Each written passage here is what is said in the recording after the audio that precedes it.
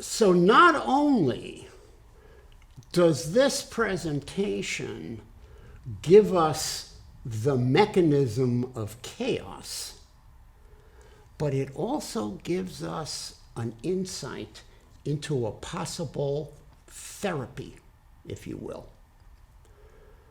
And that's this. Suppose you come upon a system and you see that the system is behaving like this.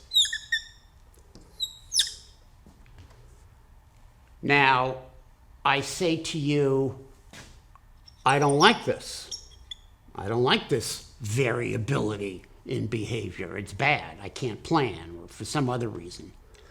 I would like to intervene in the system and prevent this chaos from happening.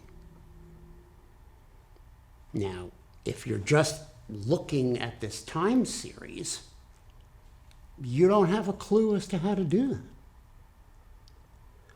But if you understand that this behavior is being produced by this type of system, then you do have an intervention. Your intervention is lower R. And if you lower R, you can take the system out of chaos. A fun example of this is in relationship dynamics. And if you're interested in this, you really should Google love dynamics and dynamics of romantic relationships. There's a lot of hits on it. But here's what I mean.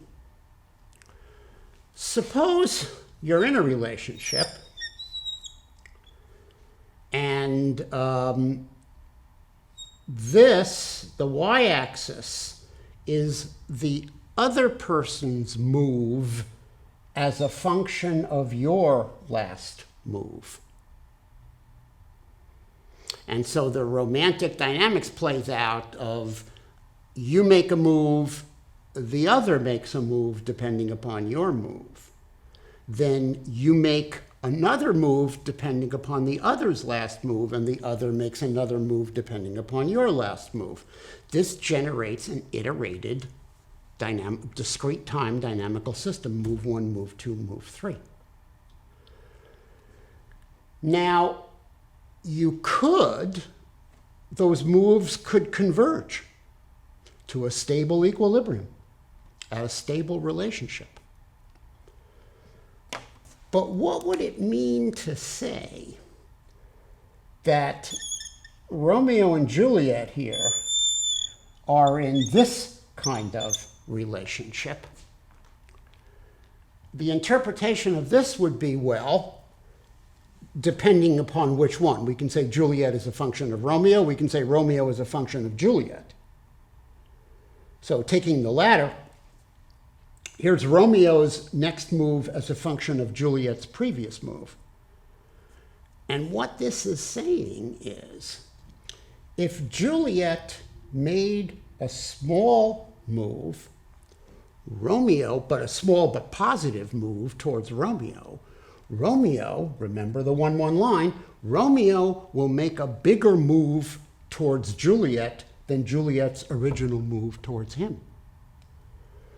Then Juliet's next move is going to be an even bigger one if she's playing the same function as he is going to be an even bigger one, and their moves together are going to get closer and bigger steps and closer until they go over the equilibrium line.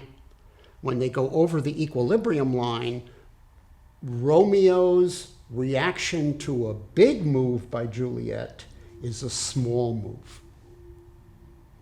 Now, you may have been involved in relationships like that. We won't get personal, but you see what would happen if this were the case. Small moves got bigger, but they got bigger, and then they got smaller. And if Romeo and Juliet are both playing this very simple deterministic game of small move gets bigger move, but big move gets smaller move, then if you observed Romeo and Juliet from day to day, they would appear to be flipping a coin randomly in terms of how they were moving towards and away from each other. But it's not random. They are both simply following a straightforward, non-linear relationship, and that is producing this apparently erratic behavior.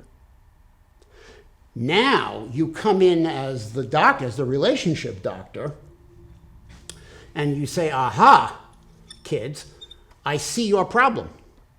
Your problem is you're involved in a parabolic dynamics here. You're involved in a negative feedback in which small moves produce big moves, but big moves produce small moves. So what you guys have to do is you have to lower your R. And what is R? R is the gain in the system. It's how big Romeo's next move is as a function of Juliet's previous move. It's the gain in the system.